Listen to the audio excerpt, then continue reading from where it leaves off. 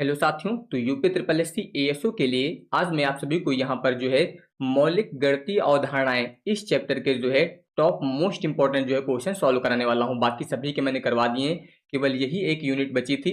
आज मैं आपको यहाँ पर जो है इसके जितने भी टॉप मोस्ट इंपॉर्टेंट क्वेश्चन बनेंगे वो मैं यहाँ पर आपको कंप्लीट कराऊंगा। थोड़ा सा आज मेरा स्वास्थ्य कम ठीक है, तो जितने भी कोशिश करूंगा जितने ज्यादा से ज्यादा मैं क्वेश्चन आपको करा सकूं। ठीक है, देखिए यहाँ पर ये आप सभी को रिवीजन के लिए दे ही दिया गया है। बाकी मैं कोशिश करूंगा कि कल या परसों तक जो है आपको पूरा एक मेगा रिवीजन क्लास प्रोवाइड कर दी जाए, यानी कि जितना भी आपको पढ़ाया गया है उन सभी का एक साथ पूरा वन शॉट रिवीजन हो जाएगा। तो वहां से आप एमसीक्यू प्रैक्टिस कर लीजिएगा और साथ ही साथ इनको आप पढ़ते रहिए। फॉर्मूला नोट्स अच्छे से पढ़ लीजिए, क्योंकि ये मैंने इस हिसाब से बनाया है कि जितना भी आपके सिलेबस में दिया गया है मैंने हर एक पॉइंट के यहाँ पर फॉर्मूले ऐड किए हैं। अब अगर सिलेबस से बाहर ही आ जाए तो वो अलग बात है। ठीक है, बाकी आप सभी लोग जो है टेलीग्राम चैनल ज्वाइन कर लीजिएगा, व्हाट्सएप चैनल और ऐप इंस्टॉल कर लीजिएगा। यहाँ पर जो है जो आपको गवर्नमेंट एग्जाम नोट्स का ऑप्शन दिखेगा वहां पर आपको फ्री यूपीजी के जो है वो पूरा मिल जाएगा एमसीक्यू। ठीक है, चलिए तो यहाँ पर देखिए क्वेश्चन कह रहा है यहाँ पर कि एन ए बराबर, ये आप सभी को पता है कि समुच्चय का क्वेश्चन है। ठीक है, तो यहाँ पर नंबर ऑफ बी दिया गया है, number of A intersection B दिया गया है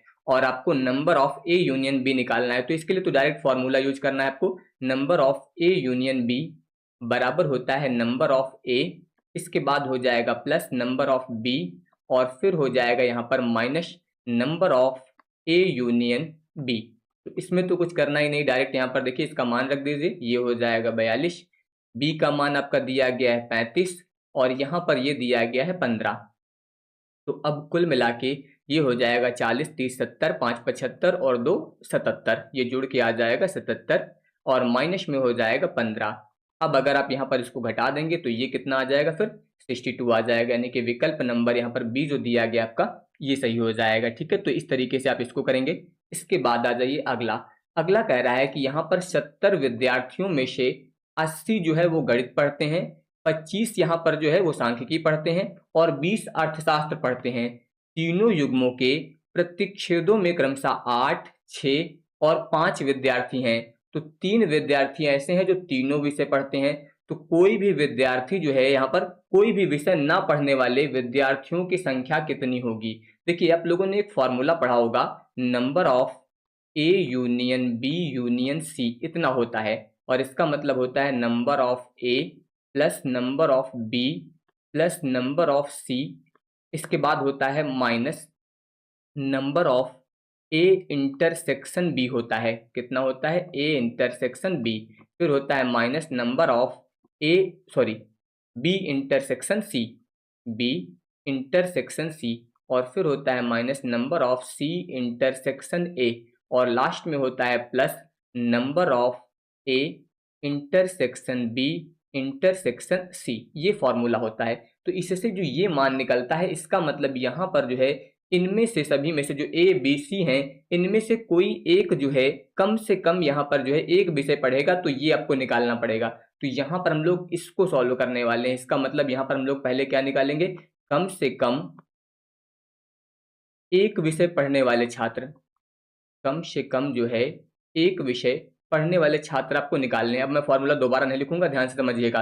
देखिए यहाँ पर ये 3 दिए गए, एक को आप ए मान लीजिए, एक को बी मान लीजिए, एक को सी मान लीजिए। तो number of A, number of B, number of C, तीनों का मान दिया गया, इसको जोड़ दीजिए, यानी कि 28 प्लस 25 और प्लस 20 इतना हो गया। फिर देखिए क्या बोला गया, तीनों युग्मों के प्रतिच्छेदों, मतलब अब ये जो दिया गया ये आपको number of A intersection B दिया गया है, ये number of B intersection C दिया गया और ये number of C intersection A दिया गया। तो इन तीनों को माइनस कर दीजिए, कुल मिला के माइनस हो जाएगा 8 माइनस 6 और माइनस 5। और फिर बोला गया था तथा 3 विद्यार्थी तीनों विषय पढ़ते हैं, तो तीनों का मतलब ये दिया गया है। तो यहाँ पर अब हो जाएगा आपका प्लस 3 विद्यार्थी यहाँ पर क्या पढ़ते हैं, तीनों विषय पढ़ते हैं। ठीक है, तो यहाँ पर हो जाएगा ये 3। अब आपको सभी संख्याएं पता है तो यहाँ पर ध्यान दीजिए, सबसे पहले तो आप इसको ऐड करिए, यहाँ पर इनको जोड़ना है, फिर इसको घटाना है और फिर ये वाला 3 जोड़ देना है। इसको सॉल्व करेंगे तो लगभग आपको 57 मिल जाएगा। ठीक है, चेक कर लीजिएगा एक बार, इनको जोड़ करके इसको घटा देना है तो ये 57 आएगा। तो ये हम लोगों ने जो मान ज्ञात किया ये कम से कम एक विषय पढ़ने वाले हैं। ठीक है, अब यहाँ पर आपको ज्ञात क्या करना है, ना पढ़ने वाले, यानी कि कोई भी जो है ना पढ़ता हो। तो अगर ना पढ़ने वालों की संख्या निकालनी है तो टोटल विद्यार्थी कितने थे, 70 आपके पास, उसमें से 57 ऐसे हैं जो एक ना एक विषय कम से कम पढ़ रहे हैं। तो अगर इनको हम लोग घटा दें इससे, तो जो विद्यार्थी बचेंगे इसका मतलब वो यहाँ पर जो है कोई भी विषय पढ़ाई नहीं करते हैं। तो इसका विकल्प नंबर डी आपका सही हो जाएगा। ठीक है, इस तरीके से आप इसको सॉल्व करेंगे। इसके बाद देखिए अगला अगला कह रहा है कि 6 अवयवों वाले समुच्चय के कुल उप समुच्चयों की संख्या कितनी होगी। उप समुच्चय निकालने के लिए सीधे सीधे आपको फॉर्मूला याद रखना है, 2 की पावर n होता है। तो 2 की पावर n का मतलब कितने अवयव दिए गए, 6। तो 2 का गुणा आपको कितनी बार करना है, 6 बार करना है, और 6 बार गुणा करेंगे तो कितना आ जाएगा, 64 आ जाएगा। यानी कि विकल्प नंबर ए आपका यहाँ पर जो है ये सही हो जाएगा। अगला देखिए, अगले में कह रहा है कि 5 अवयवों वाले समुच्चय के रिक्त समुच्चय और स्वयं समुच्चय को छोड़कर उप समुच्चयों की संख्या कितनी होगी। देखिए पहले तो आप इसके उप समुच्चय निकालिए। अगर 5 के आप उप समुच्चय निकालेंगे तो कितना हो जाएगा, 2 की घात 5, यानी कि कितना आ जाएगा, 32 आ जाएगा। तो ये हम लोगों ने यहाँ पर क्या निकाल लिया, ये हम लोगों ने निकाल लिया है उप समुच्चय। ठीक है, अब आपने अगर उप समुच्चय निकाल लिया तो 32 तो आ गया, लेकिन बोला गया है कि उप समुच्चय के रिक्त समुच्चय और स्वयं समुच्चय को छोड़कर। तो अब यहां पर आप लोग अकॉर्डिंग टू क्वेश्चन अगर बात करेंगे तो टोटल समुच्चय कितने थे, उप समुच्चय 32। इसमें से एक आपको रिक्त समुच्चय और एक स्वयं समुच्चय, इन दोनों को घटा देना है। तो कितना आ जाएगा, 30। ये यहाँ पर इसका आंसर आ जाएगा। देखिए इनमें चारों में कोई मैच नहीं हो रहा, इसका मतलब विकल्प नंबर ई यहाँ पर जो है सही हो जाएगा, इनमें से कोई नहीं। ठीक है, अब इसके बाद देखिए यहाँ पर कह रहा है कि ए सबसेट ऑफ बी, यानी कि ए उप समुच्चय है बी का, और नंबर ऑफ ए बताया गया है, नंबर ऑफ बी बताया गया। तो कह रहा है कि तो बी के उन उप समुच्चयों की संख्या कितनी होगी जिनमें ए जो है वो अवश्य सम्मिलित हो। यहाँ पर जो है कह रहा है कि उन उप समुच्चयों की संख्या कितनी है जिनमें ए यहाँ पर जो है वो क्या है, सम्मिलित है। तो देखिए यहाँ पर ए उप समुच्चय बी का मतलब होता है कि ए जो है इसके सबसेट यानी कि ए के जो अवयव हैं वो बी में उपस्थित हैं। तो अगर यहाँ पर हम लोगों को ए के अवयव निकालने हैं तो देखिए बी के अवयव कितने हैं, 7 दिए गए हैं। तो सबसे पहले यहाँ पर आप बी माइनस ए निकाल लीजिएगा, यानी कि ये हो जाएगा 7 माइनस 4 बराबर में कितना आ जाएगा, 3। तो अब जब आप समुच्चय निकालेंगे यानी कि 2 की घात 3 निकालनी है तो कितना आ जाएगा, 8 आ जाएगा।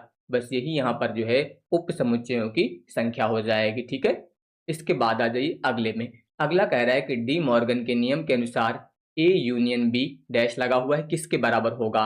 तो याद रखिएगा यूनियन दिया गया है तो यूनियन वाला मान हमेशा डी मॉर्गन में इंटरसेक्शन के बराबर होता है, यानी कि ये वाला हो जाएगा ए डैश इंटरसेक्शन बी डैश। इसकी जगह पर अगर आपको ये दिया जाता यानी कि ए इंटरसेक्शन बी का फुल डैश, तो इसको लिखते हैं ए डैश यूनियन बी डैश। ये भी आपका डी मॉर्गन ला है। ठीक है, ये दूसरा ला है, एक ये ला हो जाएगा। ठीक है, दोनों याद रखिएगा। अगला कह रहा है कि नंबर ऑफ ए आपको दिया गया है, नंबर ऑफ बी दिया गया है, number of A intersection B दिया गया है।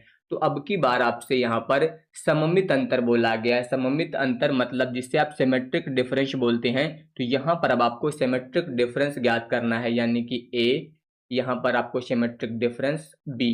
इसका भी फॉर्मूला होता है सीधे सीधे। यहाँ पर अगर मैं बात करूँ इसका मान अगर निकालना है यहाँ पर number of A symmetric difference B का, तो ये होता है आपका number of A plus number of B और माइनस में होता है 2 number of A intersection B.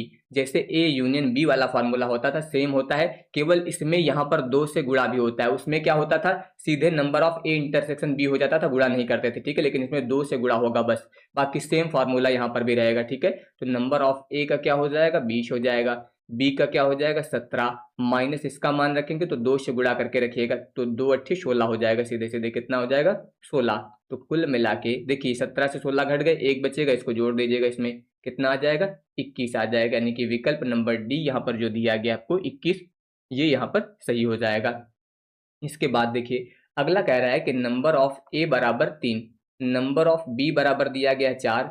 तो कह रहा है कि ए से बी में बनाए जा सकने वाले कुल संबंधों की संख्या कितनी होगी। कुल संबंध, तो कुल संबंध के लिए सबसे पहले तो यहाँ पर कितने युग्म बनेंगे ये बात करेंगे हम लोग। तो युग्म बनाने के लिए number of A into number of B, कितने युग्म बनेंगे ध्यान दीजिए, यहाँ पर है 3 गुणे 4 बराबर 12। टोटल युग्म जो बनेंगे इसमें कितने बनेंगे, वो 12 बनेंगे। अगर यहाँ पर क्रमित युग्मों की संख्या 12 है तो अब आपको यहाँ पर जो है इसका क्या निकालना पड़ेगा, उप समुच्चय, क्योंकि कुल संबंध कह रहा है।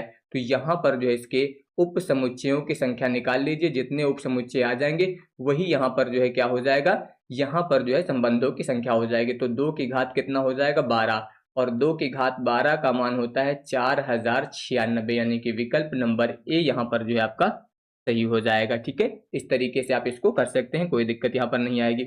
इसके बाद आ जाइए, देखिए लॉग का क्वेश्चन दिया गया, ये तो बहुत ही सिंपल है, बस फॉर्मूले याद होने चाहिए। देखिए इसको क्या लिखेंगे आप, log बेस 2, यहाँ पर लिखा है 32 यानी कि 32, इसको क्या लिख सकते हैं, इसको आप लिख सकते हैं 2 की घात 5, और प्लस यहाँ पर हो जाएगा log बेस 3, 27 दिया गया, इसको आप क्या लिख सकते हैं 3 की घात 3।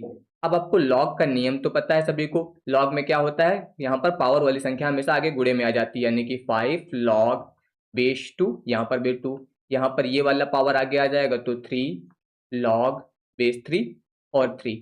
अब ये आ जाएगा 5, क्योंकि इसका मान अब आपका 1 हो जाएगा, बेस भी और यहाँ पर संख्या जब दोनों बराबर होते हैं तो मान कितना होता है 1, ये हो जाएगा 3 इंटू 1। तो कुल मिला के यहाँ पर ये आएगा 5, इसका आप गुणा करेंगे तो 3 मिलके कितना हो जाएगा 8, यानी कि विकल्प नंबर सी आपका यहाँ पर सही हो जाएगा। इसके बाद देखिए अगला क्वेश्चन, यहाँ पर ध्यान दीजिए, ये आपको दिया गया है log बेस a 81 बराबर 4, और a की वैल्यू आपसे पूछ रहा है। तो यहाँ पर ये लॉग रूप में लिखा है, इसको संख्यात्मक रूप में बदल दीजिए। देखिए यहाँ पर बेस पहले लिखते हैं, पावर में ये वाली संख्या आ जाती है, और बराबर में लिख देते हैं 81 है। तो अब सभी को पता ही होगा, a की पावर 4, 81 को क्या लिख सकते हैं 3 की घात 4, दोनों की पावर बराबर है, इसका मतलब a बराबर कितना आ जाएगा 3 आ जाएगा। तो यहाँ पर ध्यान दीजिए, इनमें से कहीं पर कोई विकल्प नहीं दिया गया, इसका मतलब विकल्प नंबर ई आपका सही हो जाएगा। अगला देखिए, अगले में यहाँ पर उसी तरह से दिया गया है, अब की बार ये जो है आपको, इसको ध्यान दीजिए वास्तविक हल पूछ रहा है, यानी कि इनमें x की वैल्यू निकालनी है। तो ये हो जाएगा log बेस 2, देखिए यहाँ पर बीच में प्लस लगा है, आप सभी को पता है कि log a plus log b वाला सूत्र लगाएंगे तो log a plus log b क्या होता है, log a इंटू बी हो जाता है। तो इसको हम लोग गुणे में लिख देंगे, यानी कि x माइनस 1 बनेगा, और इंटू में ये बन जाएगा x माइनस 3, मैंने डायरेक्ट फार्मूला लगा दिया, ठीक है, और बराबर में 3।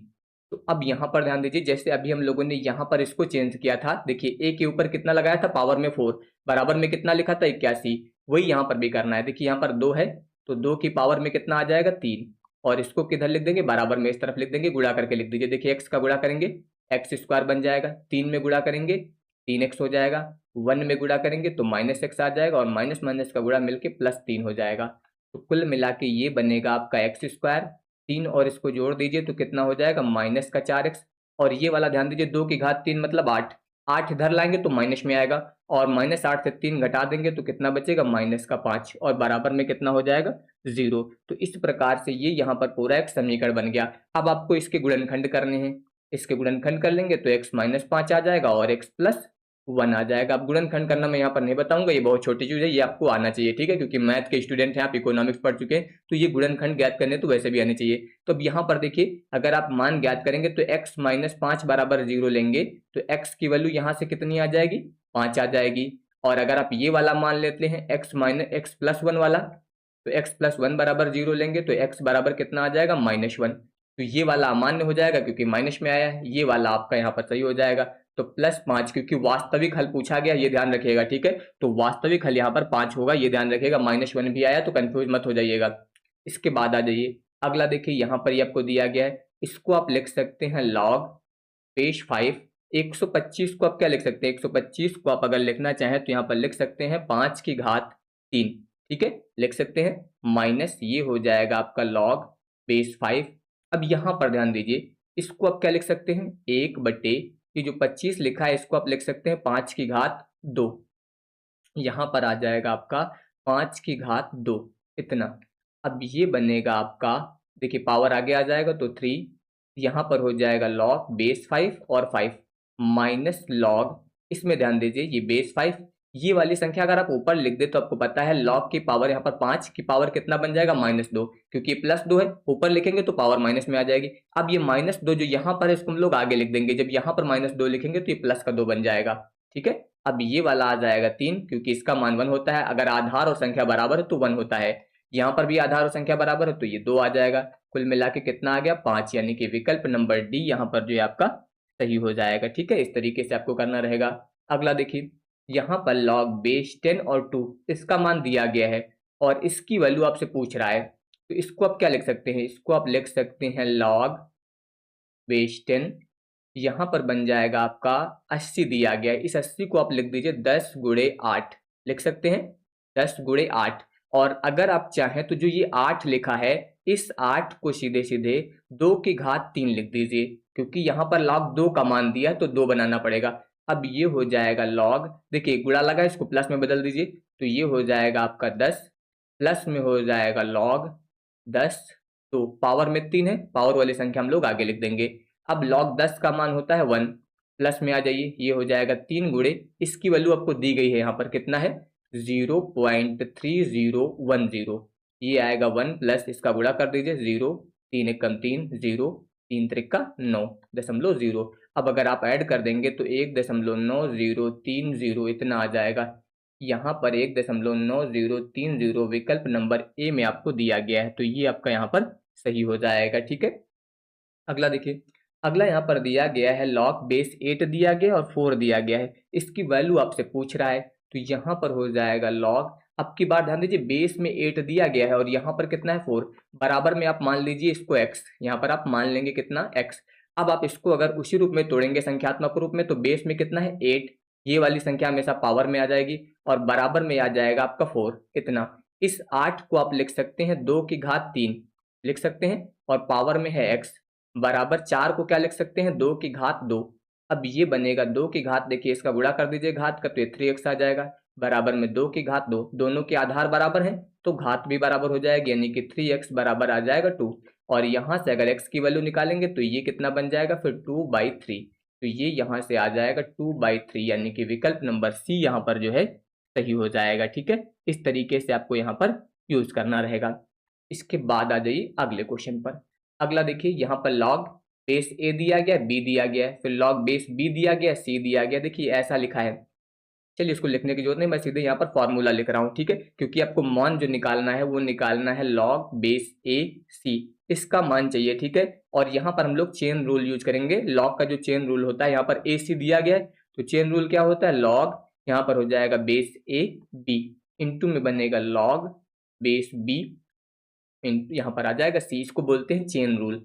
इसमें मान रख दीजिए, इसका मान कितना है 2, इसका मान कितना दिया गया 3, तो ये कितना हो जाएगा 6, यानी कि विकल्प नंबर बी यहाँ पर आपका सही हो जाएगा। ठीक है, अब इसके बाद देखिए अगला क्वेश्चन, यहाँ पर दिया गया है दो घात समीकरण का बड़ा मूल क्या है। देखिए बड़ा मूल आपको बताना है, यहाँ पर मूल निकालने के तरीके बहुत सारे हैं, तो 2x² माइनस 7x प्लस 3 बराबर 0। सबसे पहले तो आप इसके गुणनखंड कर लीजिए, गुणनखंड करने के लिए क्या करना पड़ेगा, देखिए यहाँ पर 2 है, यहाँ पर 3 है, कितना आएगा 6। अब 6 के ऐसे गुणनखंड करने हैं कि आपका कितना बनना चाहिए -7, तो अगर आप 6 गुणे 1 करेंगे और 6 में 1 ऐड कर देंगे तो 7 बन जाएगा कि नहीं, यानी कि इसको आप लिख सकते हैं 2x² और इसको आप तोड़ के लिखेंगे आप -6x माइनस x, क्योंकि जोड़ने पर यही बन जाएगा, प्लस 3 बराबर 0। इन दोनों में आपका 2x कॉमन हो जाएगा, तो यहाँ पर बचेगा x माइनस 2 3 6, इन दोनों में आप माइनस का 1 कॉमन ले लीजिए, तो ये हो जाएगा x माइनस 3 बराबर 0।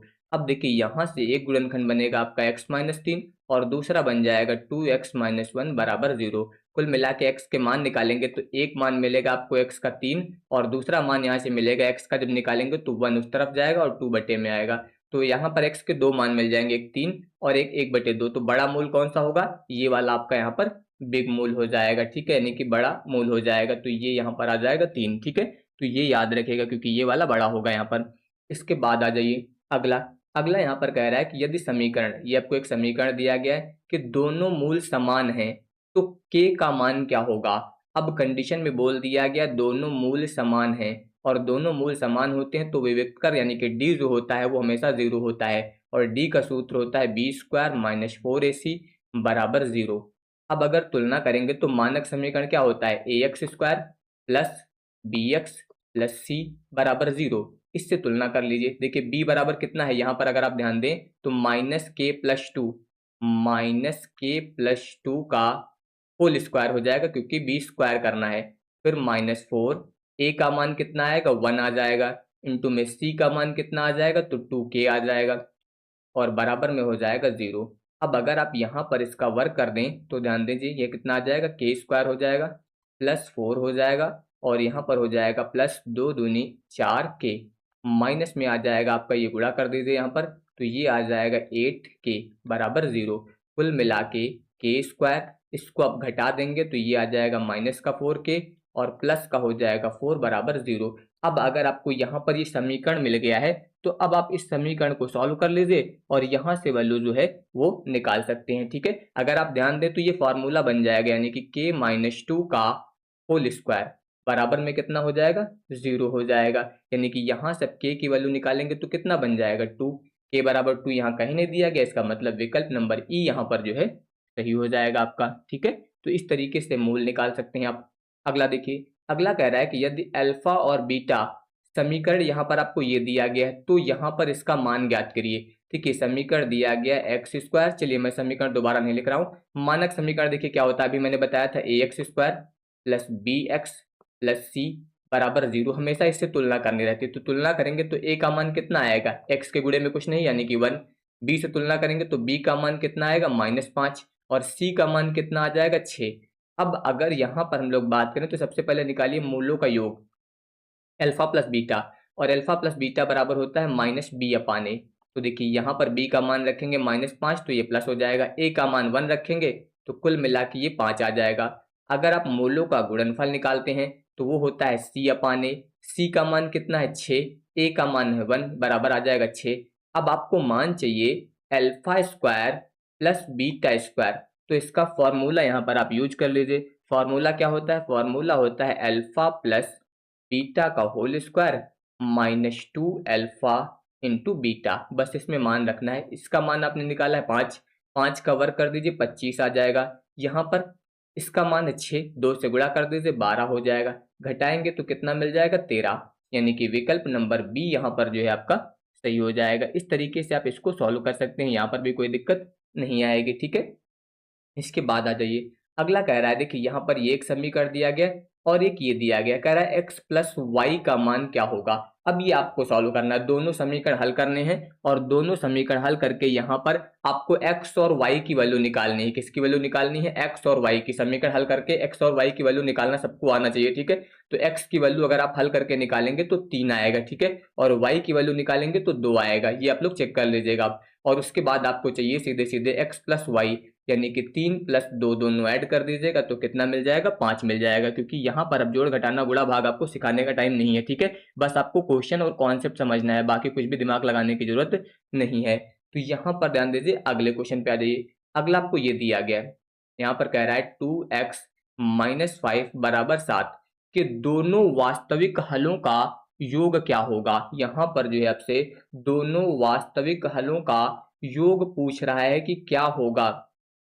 तो वास्तविक हल कौन कौन से बनेंगे, देखिए यहाँ पर अगर आप ये दिया गया है मॉड लगा है। ठीक है, अगर आप 2x - 5 बराबर 7 लेते हैं तो ये कितना आ जाएगा, 2x -5 था, इसको इधर ले जाएंगे तो अब ये प्लस में जाएगा तो 7 और 5 मिलकर कितना हो जाएगा, 12। यानी कि x की वैल्यू कितनी हो जाएगी, 6, एक मूल तो ये बनेगा। अब दूसरा देखिए क्या बनेगा, 2x - 5 बराबर -7। देखिए माइनस में क्यों लिया मैंने, क्योंकि यहाँ पर परिमाण लगा है, यानी कि मॉड लगा है। मॉड का मतलब एक मान प्लस और माइनस दोनों लेने हैं आपको। ठीक है, तो यहाँ पर एक बार आप प्लस लेके हल करेंगे, एक बार माइनस लेके, तो कुल मिला के 2x बराबर, अब की बार ये प्लस में जाएगा तो इधर ये जो है माइनस का बचेगा 2, क्योंकि 7 से ये वाला 5 घट जाएगा और x की वैल्यू निकालेंगे तो ये आ जाएगा -1। तो एक मान आपका ये वाला आया है, एक ये आया है। अब कह रहा है कि वास्तविक हलों का योग क्या होगा।